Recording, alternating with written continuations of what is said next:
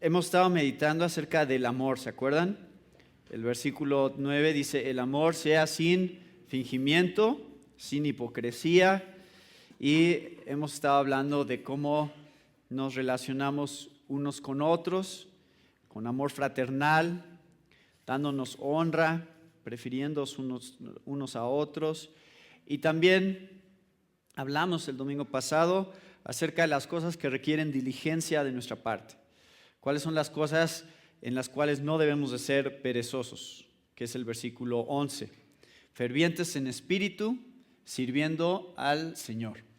Entonces ya hemos visto que hay cosas que Dios quiere, en las que Dios quiere que estemos muy pendientes, muy constantes en el esfuerzo que hacemos para, por ejemplo, nuestra relación con Dios, nuestra relación con nuestros hijos, nuestras familias, en la iglesia, en nuestros trabajos, todas esas áreas que Dios quiere que nos esforcemos y en las que no debemos ser perezosos. Eso vimos el domingo pasado, que es el versículo 11.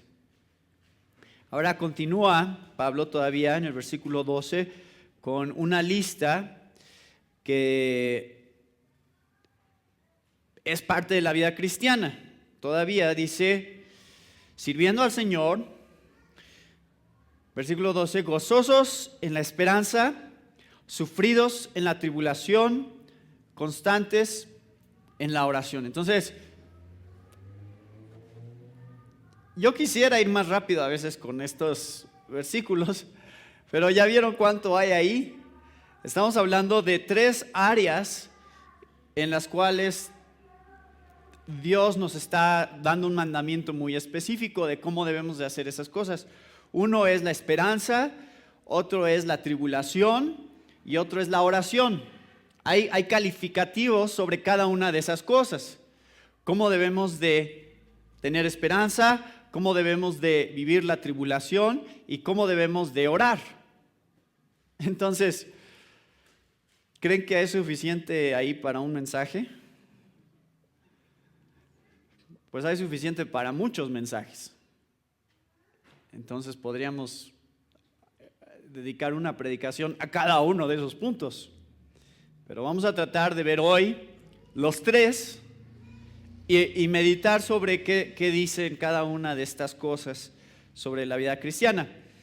Pero esperanza y oración, el gozo en la esperanza, la constancia en la oración, esas dos son cosas que surgen desde adentro, ¿no? La esperanza es algo que surge dentro de nosotros, está en nuestro corazón, es algo muy personal. De la misma manera es la oración. La oración también es algo muy personal, es algo que Dios hace en lo individual en cada uno de nosotros, en nuestra relación con Él. Pero la tribulación, ¿de dónde surge la tribulación? ¿De dónde viene la tribulación? De afuera para adentro, ¿no? Eso no surge desde adentro, eso es algo que viene hacia nosotros desde afuera.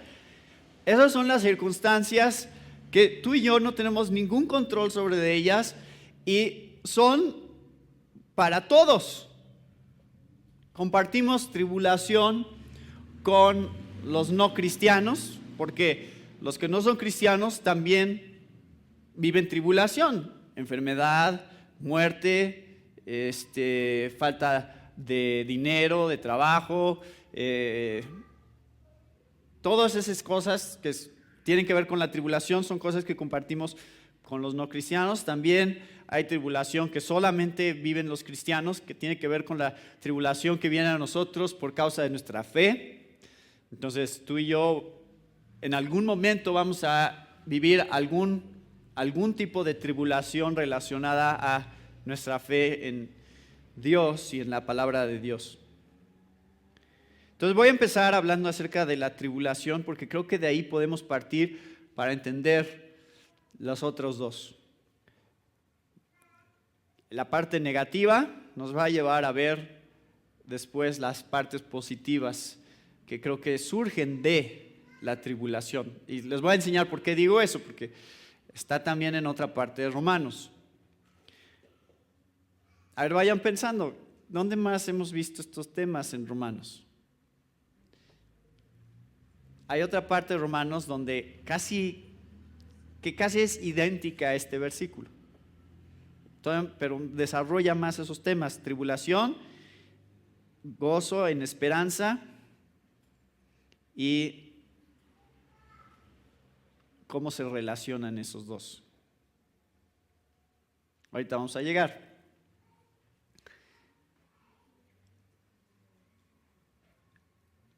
Cuando hablamos de tribulación, muchas veces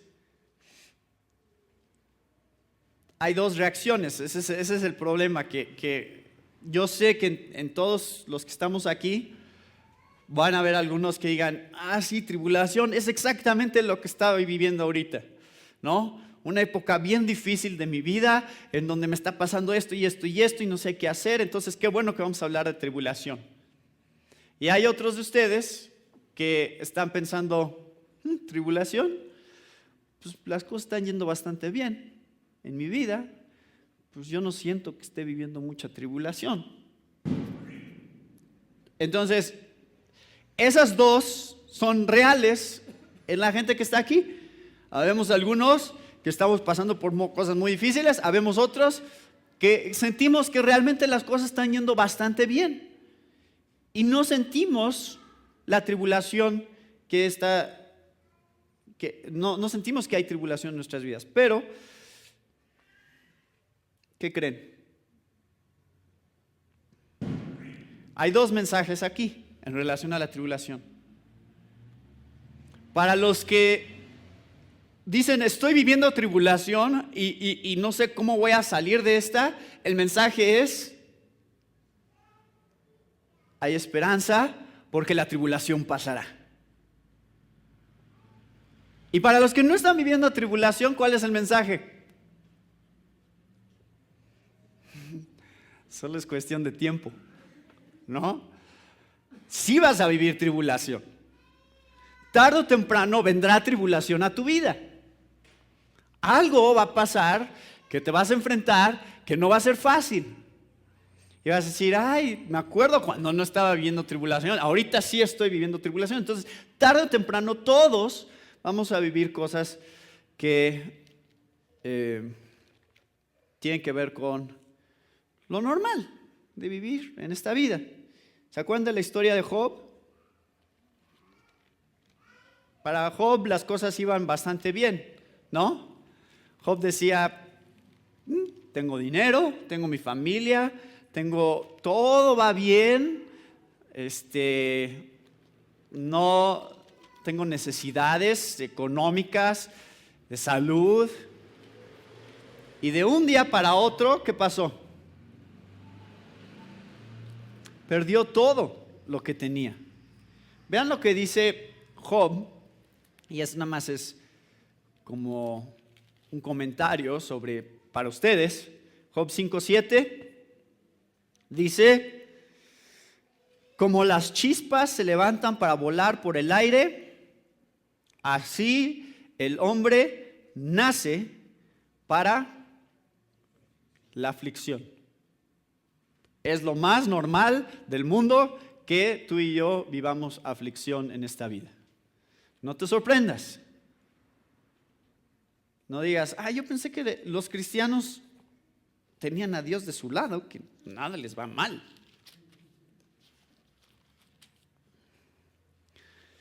Vean lo que dice Hechos 14:22. Esto es Pablo también. Pablo. Y está diciendo precisamente en relación a cómo es la vida cristiana normalmente. Versículo 22.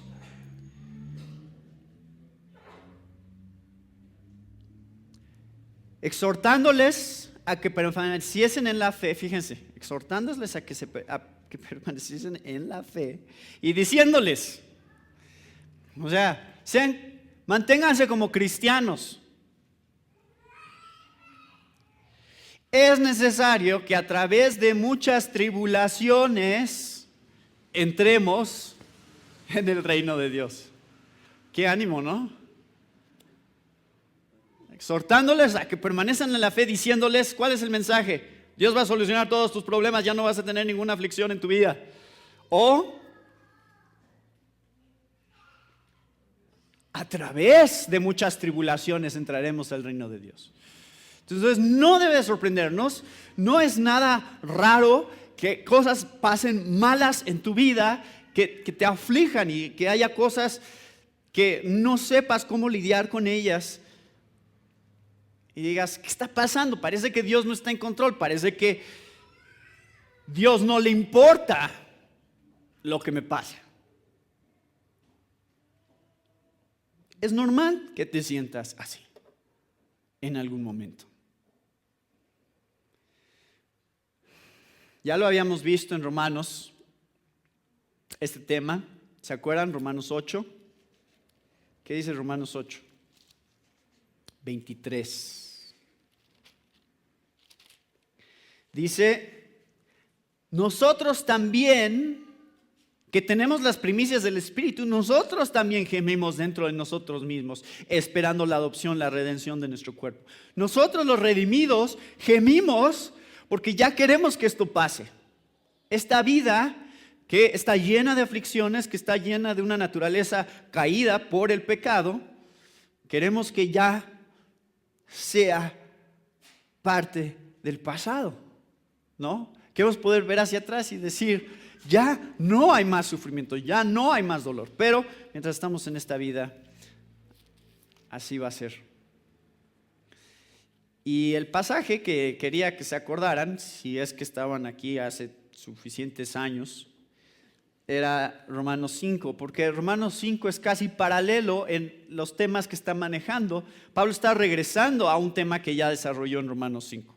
Dice Romanos 5, 1 al 5, justificados pues por la fe tenemos paz para con Dios por medio de nuestro Señor Jesucristo, por quien también tenemos entrada por la fe a esta gracia en la cual estamos firmes y nos gloriamos en la esperanza de la gloria de Dios. Y no solo esto, sino que también nos gloriamos ¿en qué? En las tribulaciones. ¿Por qué? Porque sabemos que la tribulación produce paciencia y la paciencia prueba.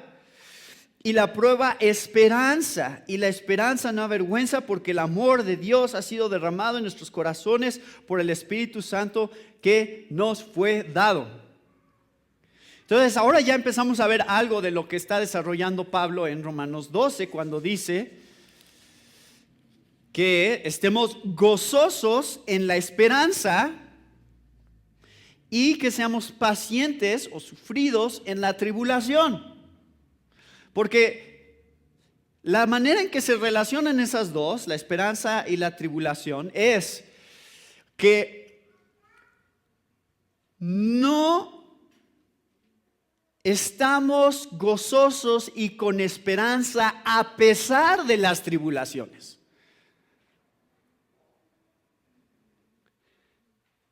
Estamos gozosos en la esperanza por las tribulaciones. ¿Se dan cuenta? La diferencia. No es como que, las tribulaciones. Bueno, a pesar de que estoy teniendo tribulaciones, a pesar de que me está yendo mal, voy a mantener la esperanza y voy a estar gozoso. No, las tribulaciones los que nos llevan realmente a estar gozosos en la esperanza. La esperanza cobra vida cuando hay tribulaciones. El gozo cobra vida cuando hay tribulaciones. Es el resultado de vivir las tribulaciones en la vida cristiana. Entonces no es como esta cosa la parte de las tribulaciones no es opcional. No es como, pues estaría bien que Dios evitara todas las tribulaciones en mi vida y me diera todas estas otras bendiciones como es el gozo, la esperanza en mi vida. ¿Tú quieres esas cosas? ¿Tú quieres tener gozo y esperanza? ¿Sabes cómo va a pasar? vas a tener que vivir tribulaciones.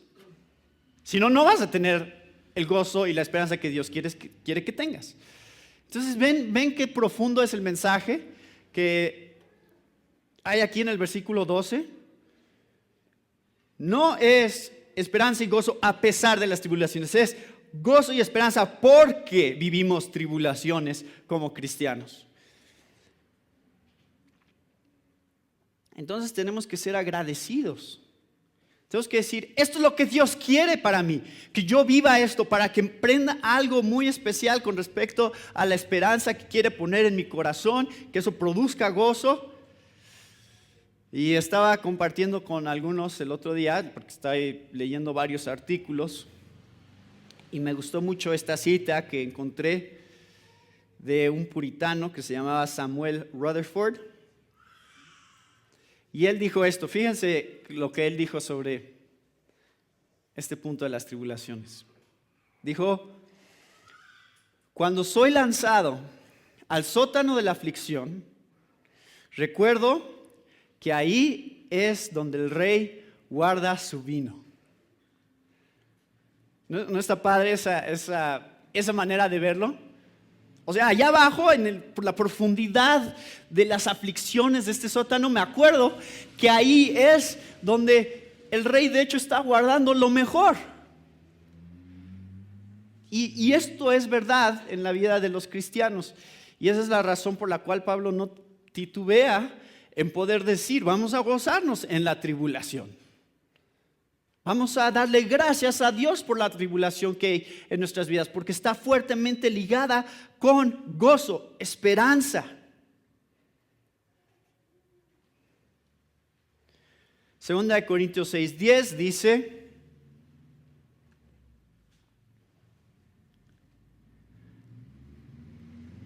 como entristecidos, o sea, con tribulaciones, ¿pero qué? Pero gozosos, ¿no es chistoso como habla? Como entristecidos, pero gozosos. ¿Por qué? Porque esas cosas que estoy viviendo tienen el propósito de producir gozo en mí. Entonces, la manera en que Dios voltea las cosas, fíjense, no es nada más el hecho de que Dios vence el mal y la aflicción y la tribulación en tu vida. No es nada más Dios diciendo, voy a quitar el mal y ya me deshago de él de una vez por todas. Dios va más allá de eso. Dios toma el mal y no solamente lo vence, sino que lo convierte en su esclavo para que cumpla otro propósito bueno en tu vida. ¿No es increíble? O sea, no es nada más Dios diciendo, el mal lo voy a derrotar, punto. Es Dios diciendo, el mal lo voy a derrotar, lo voy a someter bajo mis pies y va a cumplir una función que originalmente no era la función que tenía. Porque Satanás siempre tiene otro propósito en traer aflicción a nuestras vidas. El propósito de Satanás siempre es desanimarnos en nuestra fe, ¿no? No producir gozo, sino producir tristeza, desánimo, falta de esperanza. ¿Y Dios qué hace?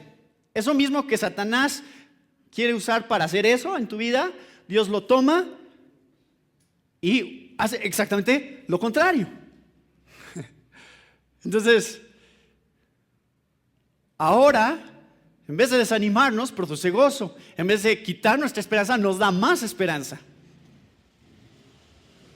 Y eso es lo increíble con respecto a la soberanía de Dios sobre el mal y del pecado.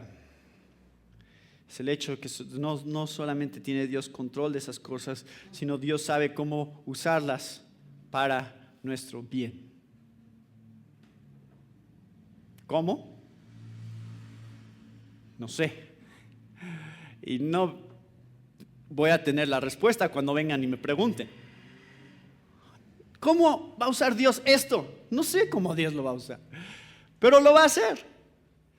De alguna manera Dios sabe cómo hacerlo y hacer que se cumpla Romanos 8:28. Bueno, el otro aspecto del que nos lleva a la tribulación es al aspecto primero que está en este versículo, que es la esperanza. ¿Y qué es la esperanza? Entonces, la esperanza es el otro lado de la tribulación. Aquí está la tribulación, acá está la esperanza. ¿Qué quiere decir eso? Que cuando tú vives tribulación en tu vida, siempre, para el cristiano siempre esto es verdad. Lo mejor está por venir. Esa es la esperanza que existe en la vida cristiana. Siempre es verdad eso, siempre. Lo mejor está por venir. Entonces, por eso es que la esperanza brilla más a la luz de la tribulación. Porque la tribulación es el contraste más fuerte que hay de la esperanza. Cuando parece que todo va para abajo, ¿no? Donde parece que de aquí no, nada más va a ponerse peor la cosa. Y sabemos como cristianos, no se va a nada más poner peor la cosa, de hecho se va a poner mejor. Entonces, cuando estás en tu lecho de muerte, ¿no? Diciendo tus últimas palabras, respirando tus últimos respiros, donde parece que eso es pues lo peor que te puede pasar, ¿no? ¿Quién de nosotros quiere morir? Y sin embargo, es solo el principio de algo mucho mejor. Lo mejor está por venir. Y esa es la diferencia entre un cristiano y un no cristiano. Que es un no cristiano, ¿qué tiene? Pues solo lo material, solo lo físico, solo lo que puede ver y palpar. Por lo tanto, si no tiene eso, no tiene nada. No tiene esperanza.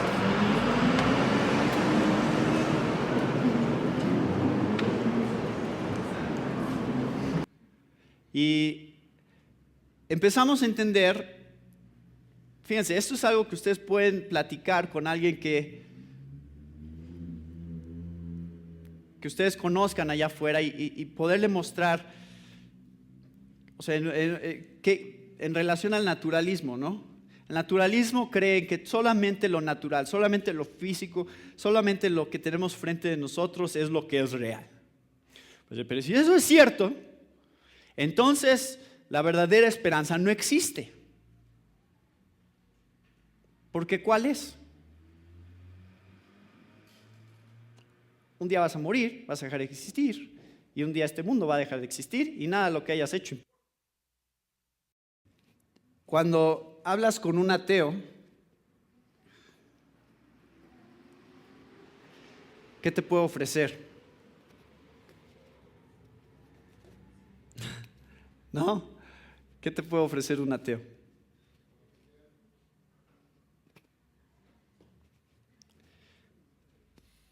Y me muero, ¿y qué? Ya. Ahí se acabó. ¿No? O sea, no hay esperanza, real no hay esperanza. Y la vida cristiana es una vida llena de esperanza. Bueno, pero hay que especificar, hay que ser más claros, porque aquí podemos volvernos muy ambiguos y decir, tenemos esperanza. Pero la pregunta real sobre la esperanza es, ¿en quién está la esperanza? ¿Y esperanza para qué? O sea, ¿qué es lo que logra esa esperanza? ¿O cuál es el punto final al cual llegamos con esa esperanza? Bueno, eso ya lo leímos en Romanos 5, ¿se acuerdan? ¿Cómo empieza Romanos 5? Justificados pues por la fe, tenemos paz para con Dios, ¿por medio de quién? De nuestro Señor Jesucristo. Entonces ahí está, nuestra esperanza está en Jesús. ¿Y cuál es la esperanza? ¿Hacia dónde va la esperanza? Dice, versículo 4, que la paciencia aprueba, la prueba esperanza, y la esperanza no avergüenza porque el amor de Dios ha sido derramado en nuestros corazones. Pero vean lo que dice el versículo 2. Creo que aquí es donde está la aclaración sobre el objetivo de la esperanza. Dice: a esta gracia en la cual estamos firmes y nos gloriamos en la esperanza ¿de qué? De la gloria de Dios. Esa es nuestra esperanza final, es que vamos a contemplar la gloria de Dios. Así que todo lo que tenemos en esta vida es temporal y solamente es una sombra de lo que viene. Ya lo he dicho muchas veces, pero esta es la manera en que ponemos en perspectiva, especialmente si no tienes tribulación en tu vida, ¿no? Porque dices, ok, no estoy viviendo nada difícil ahorita, así que ayúdame a entender cómo tener esperanza. Bueno, ¿cómo vivimos en esperanza? Hay dos maneras. Por un lado, usamos la aflicción para contrastar lo que viene, ¿no? Entonces, entre más oscuro es la tribulación que estás viendo, más brilla lo que viene. Ponte algo negro y esa es la mejor manera de contrastar ¿qué color? Lo blanco, ¿no? Entre más negro y más oscuro, más brilla ¿qué? La luz. Así funciona. Entonces, puedes pensar, ok, hay tribulación en mi vida, pero la manera de contrastar esa, pensar con respecto a la esperanza que Dios quiere que yo tenga es pensando cuánto contrasta esto que estoy viviendo con lo que viene. Y si las cosas van bien, y digo, pues como que pues no me molestaría quedarme aquí un rato más, ¿no? Me estoy divirtiendo bastante. Humberto y Alma a lo mejor están pensando, pues que sigan las vacaciones, ¿no? ¿Para qué nos regresamos al caos de la ciudad? ¿Está mal disfrutar cosas en esta vida? No, ¿por qué?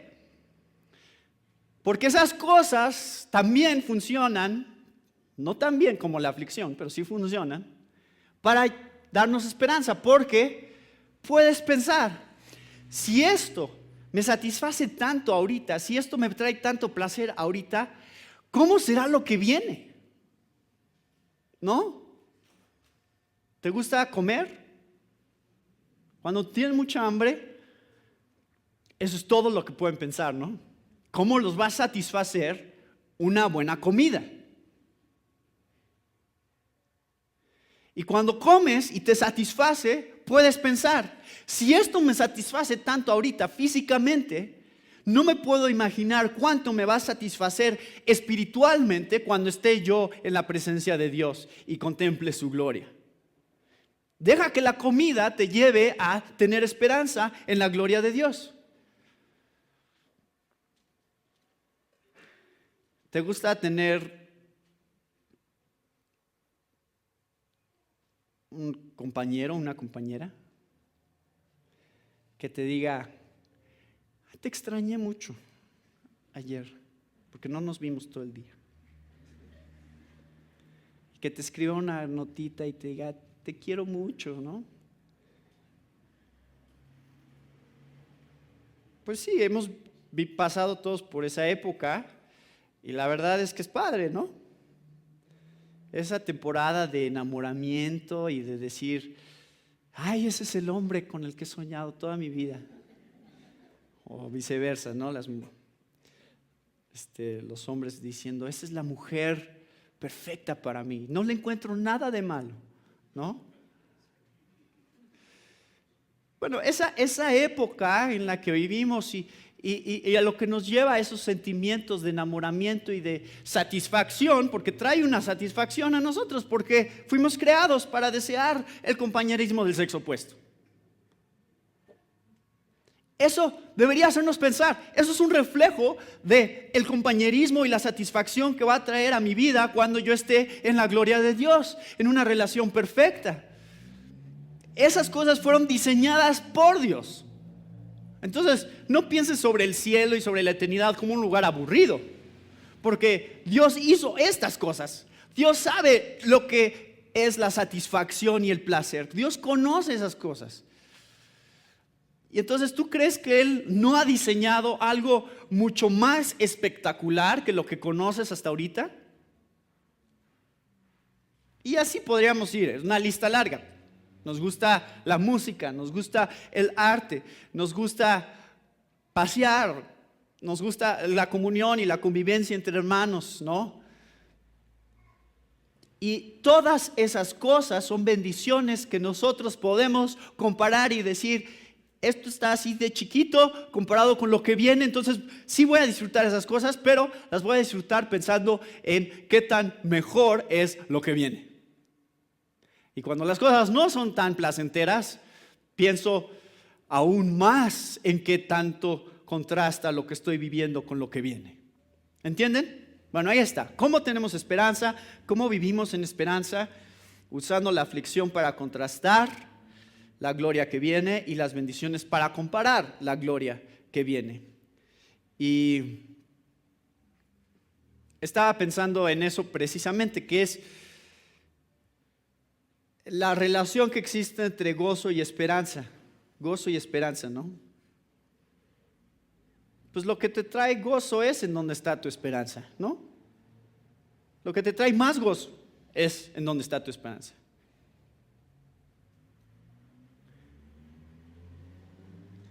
Entonces piensen, ¿qué es lo que te produce más gozo?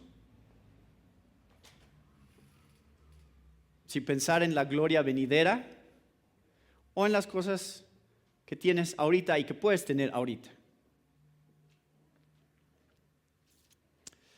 Y el último punto que creo que está diseñado para mostrarnos cómo se relacionan el gozo y la esperanza y cómo podemos vivir. Aquí están estas tres cosas: tribulación, gozo y esperanza. ¿En la vida de quién? ¿Quién vivió esas tres cosas? Jesús. Dice Hebreos 12, hablando de la aflicción que vivió Jesús.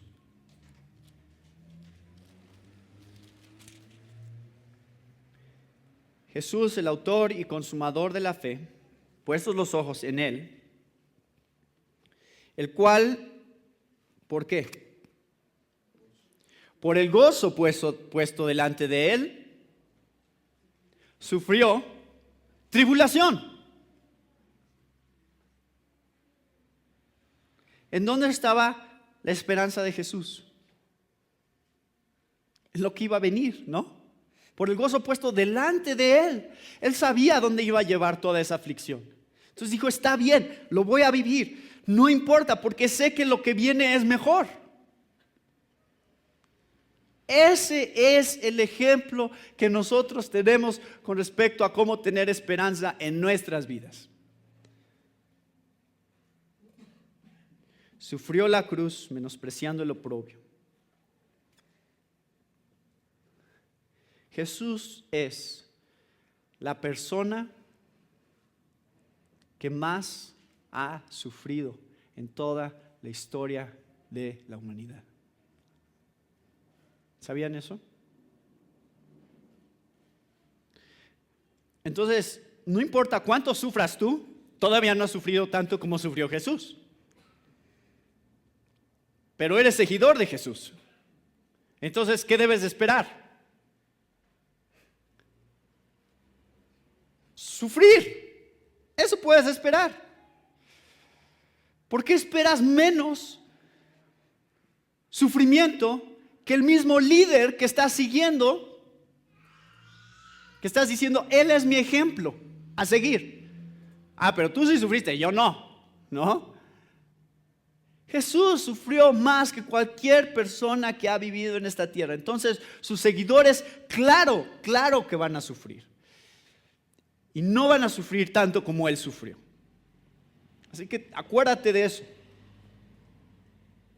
No importa cuánta aflicción venga a tu vida, Jesús tuvo la esperanza puesta en el gozo delante de Él. Bueno, hay un punto más en Romanos 12:12. ¿Cuál es?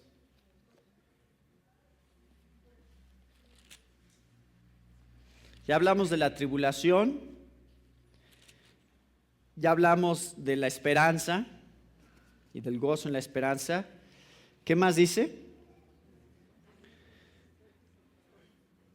Constantes en la oración. Entonces ahora nos preguntamos, es la otra pregunta que surge, es ¿qué tiene que ver eso con esperanza y con tribulación? ¿Cómo se relaciona la oración con el gozo en la esperanza y con la paciencia en la tribulación?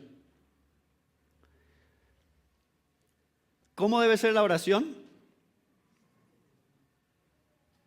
Constante. Entonces, eso me hace ver que nuestro problema no es que no oramos, ¿verdad? Creo que eso es un hecho en la vida cristiana. ¿De qué oramos? Oramos.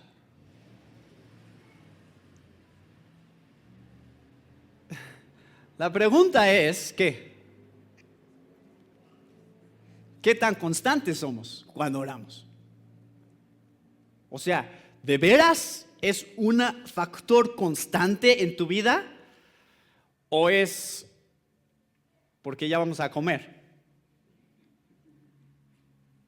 O sea, sí oramos, entonces no dejamos que pase una comida sin antes decir, Señor, gracias por los alimentos. Dáselos a los que no lo tienen. Amén. ¿No? Pero ¿es eso a lo que se refiere Pablo cuando dice constantes en la oración? No se les olvide orar antes de cada alimento. Está hablando de algo mucho más profundo en donde realmente forma una parte esencial de nuestras vidas, en donde dedicamos tiempo para otras cosas, ¿no? Decimos, hoy necesito tiempo para estudiar, porque mañana tengo un examen. Entonces, por lo menos voy a necesitar 2 horas de mi día para prepararme para ese examen. O para los que ya no estamos en la escuela y que trabajamos, pensamos, mañana tengo que entregar esto, ¿no? Esto es lo que... Entonces, ¿cuánto tiempo tengo que dedicar a trabajar hoy? Pues, ni modo, ¿no? 5 horas, 6 horas, 7 horas, no sé cuánto tiempo necesito, pero yo sé que mañana tengo que entregar esto. Entonces, nos aseguramos de ¿qué? De hacer el tiempo para lograr lo que necesitamos hacer. Así somos, porque son las cosas que son importantes para nosotros. Para la mayoría de nosotros, la oración se mete en esos huequitos donde de casualidad hubo un ratito libre, ¿no? Se mete en los espacios donde, pues como ahorita no tengo otra cosa, entonces ahora sí, puedo orar. Así es, o sea, podemos ser honestos, ¿no? Sobre eso. Yo estoy siendo honesto. Yo no tengo un tiempo específico para orar todos los días y no soy disciplinado en esa parte de mi vida. Y me gusta orar, pero a veces orar se convierte en la última prioridad de mi día. No es la primera prioridad, es la última prioridad, porque tengo muchas otras cosas que hacer, que esas sí están ocupando mi mente. Inclusive, si trato de orar, adivinen qué pasa. Mi mente se regresa a donde estaba originalmente. Entonces ya estoy de repente otra vez pensando en todas las cosas que tengo que hacer y qué le voy a decir y cómo le voy a hacer cuando llegue esa cuenta para pagarla y Entonces ya empiezo a divagar de el propósito que originalmente tenía en ese tiempo de oración. Así somos, esa es nuestra naturaleza. Por eso la Biblia dice, no nada más, oren. Porque Dios sabe que sí oramos, y especialmente si las cosas no van bien, ¿no? Entonces hay tribulación en nuestras vidas, sí, de ahí sí decimos, ay Señor, ayúdame, ahorita sí voy a dedicar un tiempo a orar. Pero la oración es algo, debe de ser algo constante. Ahora, ¿se dan cuenta ahora cómo se relaciona con ese punto de la esperanza? Porque ¿se acuerdan que les decía esperanza cuando las cosas van bien, cuando no van bien? ¿Cómo es que vas a tener verdadera esperanza sin importar cuáles sean las condiciones que estés viviendo? Solamente si eres constante en la oración. Solamente si en la oración te mantienes sin importar que las cosas van bien o no van bien. Y le das importancia todos los días. Y dices, necesito orar, necesito pasar tiempo en oración porque yo sé que de eso depende el gozo en la esperanza de la gloria de Dios en mi vida. Yo sé que si no oro, va a ser difícil que mantenga el gozo cuando hay tribulación. Va a ser difícil que tenga esperanza cuando hay tribulación. La oración es lo que une esas otras dos cosas de la esperanza y la tribulación.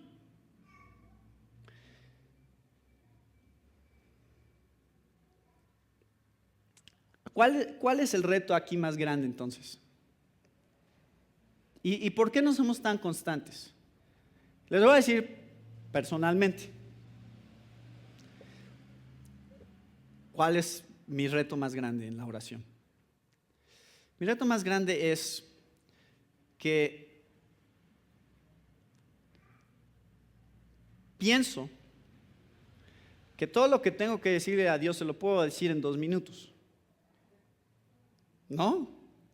Se me acaba. ¿Por qué orar? Y debería de haber muchas cosas en mi mente, pero de repente cuando tengo el tiempo para orar y digo, este es un buen tiempo para orar, por eso me gusta a mí caminar mucho, porque ese es un buen tiempo para mí de orar, porque si camino en vez de manejar, tengo más tiempo y de todas maneras llego a donde voy a ir y tengo tiempo a solas y puedo estar orando y meditando en las cosas que son realmente importantes. Pero a veces ya llega el punto en el que digo, pues ya siento que ya le dije a Dios todo lo que tenía que decirle. Y a veces no sabemos cómo orar, ¿no? ¿No les ha pasado? Que de repente sienten que están cayendo en una monotonía y rutina. Así, siempre le digo a Dios lo mismo. Señor, ayúdame, me encomiendo a ti. Y ayúdame a dar buen testimonio. Y de repente ya se me acabó todo lo que se me ocurría que podía haberle dicho a Dios. ¿Cómo podemos solucionar esta situación? ¿Cómo podemos orar mejor? ¿Creen que podemos orar mejor? O sea, no es nada más hablar con Dios miren, existe esa tendencia dentro de nosotros mismos, sentir que ciertas frasecitas son las frasecitas mágicas, poderosas que podemos decir y que eso es lo que hay que hacer, ¿no? Señor, me encomiendo a ti y ayúdame, ¿no? Y ayúdame a hacer las cosas bien. Y ya, de repente ya no sabemos qué más. Pues en la Biblia, estas son las buenas noticias. Y estaba meditando sobre esto, creo que la Biblia nos da mucha ayuda en esta parte porque nos dice cómo orar. Bueno, obviamente está el Padre Nuestro, que tiene una estructura muy clara de contenido sobre las cosas que son importantes que podemos decirle a Dios.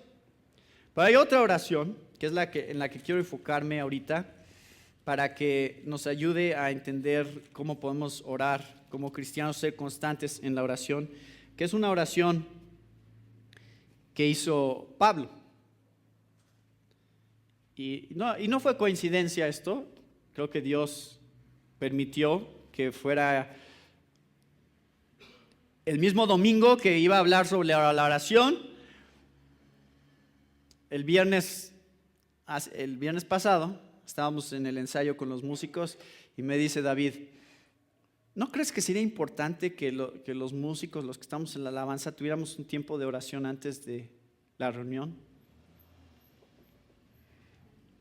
Entonces, ¿qué iba a contestar?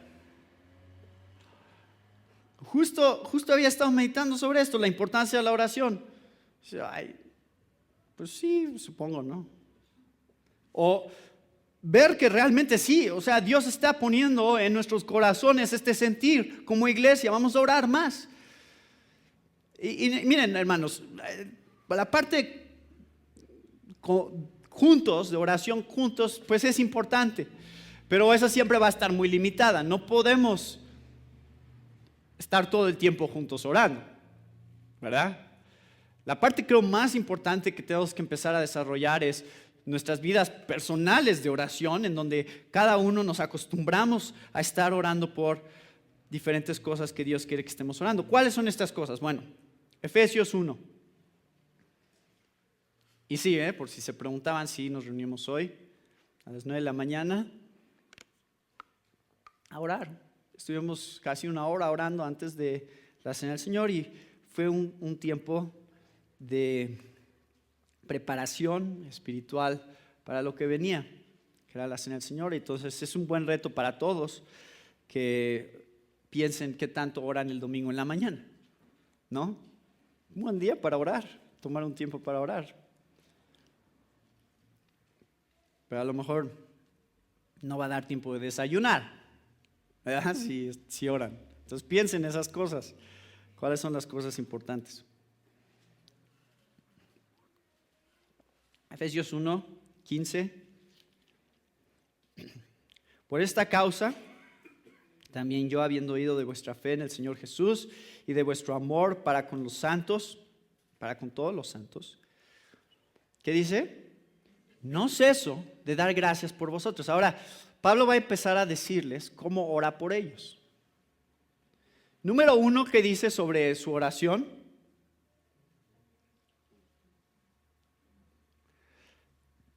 Constante en la oración, ¿no? Romanos 12:12. Pablo era constante en la oración. No ceso de dar gracias por vosotros. Todo el tiempo estoy orando por ustedes. Pero no se queda ahí. Dice cómo ora por ellos. Entonces quiero que aprendamos cómo podemos mejor orar unos por otros y en general. Dice, no ceso de dar gracias por vosotros. Entonces hay primero, acción de gracias. Gracias, Señor, por mis hermanos, mis hermanas, por mi familia, por mi trabajo, por todas las oportunidades que estás poniendo en mi vida. Gracias, Señor. Gracias por los misioneros que ahorita están predicando tu palabra en alguna parte del mundo. Gracias por nuestra iglesia. Gracias por el programa Navidad que vendrá. Gracias por este año en el que he aprendido tantas cosas sobre de ti. Empezamos a pensar en todas las cosas por las cuales podemos dar gracias. Dice, versículo 17. No nada más es dar gracias, sino aquí viene el punto específico de cómo ora Pablo. Dice, para que el Dios de nuestro Señor Jesucristo, el Padre de gloria, os dé espíritu de sabiduría y de revelación en el conocimiento de Él. Eso es lo que oraba Pablo cuando oraba. Señor, ayúdales a tener más sabiduría, más revelación, más conocimiento y más entendimiento sobre de ti, alumbrando los ojos de vuestro entendimiento para que sepáis cuál es que. Aquí está, por eso estoy diciéndoles este pasaje, porque este se conecta con todas las ideas. O sea, ¿cómo se conecta la oración con la esperanza y con la tribulación? Así. La oración, unos por otros, es ¿para qué? Para que conozcamos mejor a Dios. Ese es el punto principal de nuestra oración debería de ser siempre: Señor, ayúdame a conocerte más como eres. ¿Se dan cuenta que Pablo no dice: estoy orando para que pues, les vaya mejor en sus trabajos y para que saquen buenas calificaciones y para que no se enfermen? ¿Es eso lo que oraba Pablo? No, no oraba eso. Decía: Señor, ayúdalos a conocerte mejor. Alumbra los ojos de su entendimiento para que ellos sepan cuál es la esperanza a la cual los llamaste tú y cuáles son las riquezas de la gloria de tu herencia para con ellos, para con los santos. ¿Y cuál es la supereminente grandeza de tu poder para con nosotros los que creemos según la operación del poder de su fuerza?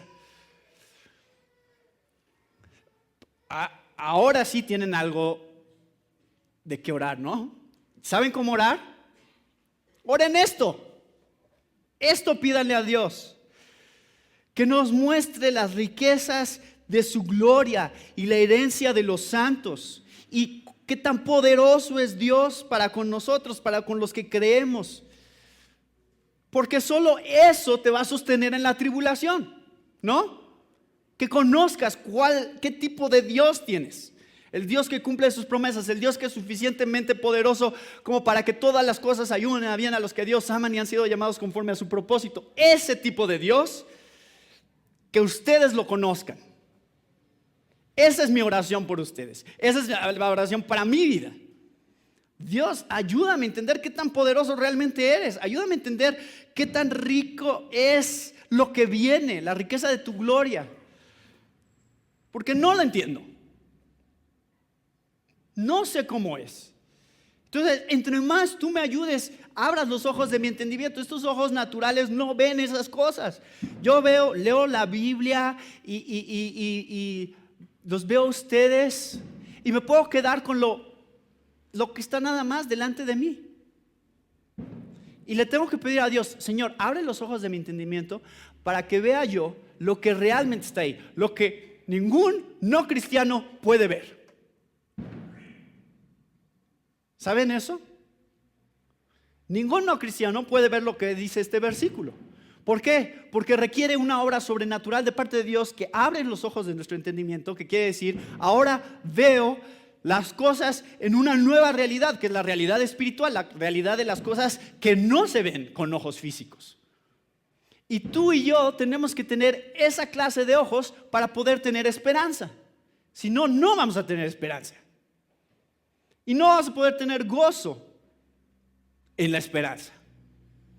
Y no vamos a poder ser pacientes en la tribulación. Entonces, esta es la oración: sabiduría, revelación, conocimiento, entendimiento. ¿Para qué? Para la esperanza en la riqueza de su gloria, grandeza y poder.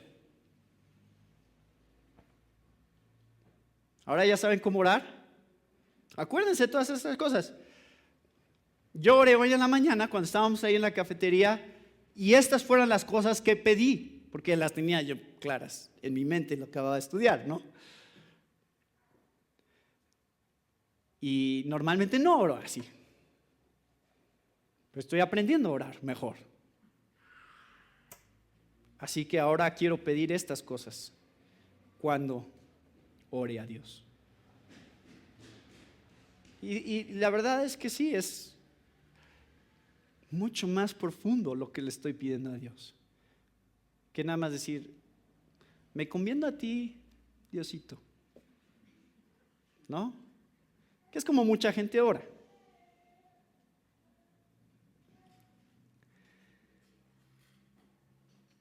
La oración está abajo de la esperanza y de la paciencia en la tribulación. Lucas 11:9 dice que no tenemos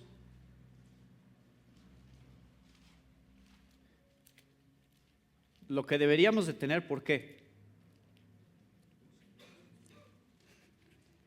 ¿Cuál es nuestro problema?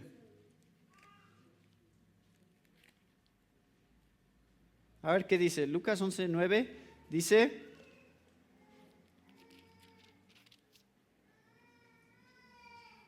pedid y se os dará. Buscad y hallaréis. Llamad y se os abrirá. Porque todo aquel que pide, recibe. Y el que busca, halla. Y al que llama, se le abrirá. Dice que esto es lo que Dios quiere de nosotros. Pídanmelo. Ay, Señor, es que no veo, no entiendo. Pues pídemelo. Pídeme entenderlo. Pídeme que abra tu entendimiento con respecto a mi gloria. Señor, es que el cielo se me hace muy aburrido. La verdad, prefiero estar aquí y jugar Xbox. Y a veces esa es la tendencia de nuestra naturaleza, es amar estas cosas, las cosas de este mundo, las cosas materiales. Y tenemos que estar constantemente pidiéndole a Dios: Señor, ayúdame a entender qué es lo que es realmente importante, ayúdame a verte como realmente eres, para que mi esperanza esté en algo mucho más profundo que estas cosas superficiales. ¿No? Ayúdame, pídeselo, ¿y qué va a hacer? Te lo va a dar. No tienes que dudar en esto. Pero seamos constantes en la oración. Las únicas dos razones por las que no somos constantes hay dos cosas. Estaba meditando sobre esto. ¿Cuáles son las dos cosas por las que no somos constantes en la oración? Una es,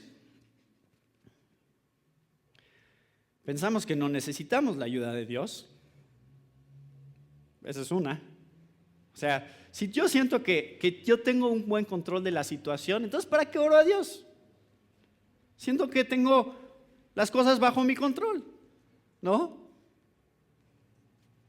Y muchos días sí vivimos así, pensando, yo estoy en control. Entonces sale de sobra decirle a Dios que me ayude, porque parece que todo va muy bien. Entonces, cuando nos sentimos así, estamos dudando del poder de Dios. Y la otra razón por la cual no oramos, o no somos constantes en la oración, es porque no creemos que Dios realmente nos da lo mejor. Que si le pedimos a Dios, pues lo que nos da, pues está bien, pero pues no es necesariamente lo que quiero, no es lo mejor. Yo tengo mejores cosas que yo puedo conseguir, ¿no? Entonces, ¿dudamos de qué? De la sabiduría de Dios. Entonces son dos cosas de las que constantemente estamos dudando: de su poder y de su sabiduría. No sé si Dios puede ayudarme, y si me ayuda, no sé si de veras es lo que necesito. Porque yo le estoy pidiendo: Señor, dame más dinero, dame un mejor trabajo, y a lo mejor Él va a decidir que eso no es lo mejor para mí, entonces mejor ni se lo pido. Porque es lo que yo quiero, y creo que es lo mejor para mí, y no estoy realmente confiando en que Dios sabe qué es lo que es mejor. No quiero aceptar otra respuesta. Y es por eso, precisamente, que eso no es lo que le pedimos a Dios. Dame lo que yo quiero. No le pedimos eso a Dios. Le decimos: muéstrame que de veras sí eres poderoso y que de veras sí puedes hacer lo que tú quieras hacer. Y muéstrame que de veras sí eres sabio y que de veras me vas a dar lo mejor para mí. Entonces, mi oración es no que Dios cumpla lo que yo quisiera que Él hiciera, sino que Dios me muestre quién es realmente, para que yo pueda tener mayor confianza en que cuando Él conteste mis oraciones, de veras me está dando lo que es mejor para mí. ¿Entienden? Así funciona con la oración. Bueno, eso es todo. Les digo, podría ser todo un mensaje cada uno de estos puntos de los que hablé hoy, pero lo que quería que vieran es cómo se relacionan. Gozo en esperanza, paciencia en tribulación y constancia en la oración. ¿Cómo se relacionan esos tres? Así es como creo que se relacionan en la Biblia. Así que nuestra oración es que Dios nos ayude a vivir todos los días estas tres cosas que son tan importantes en la vida cristiana.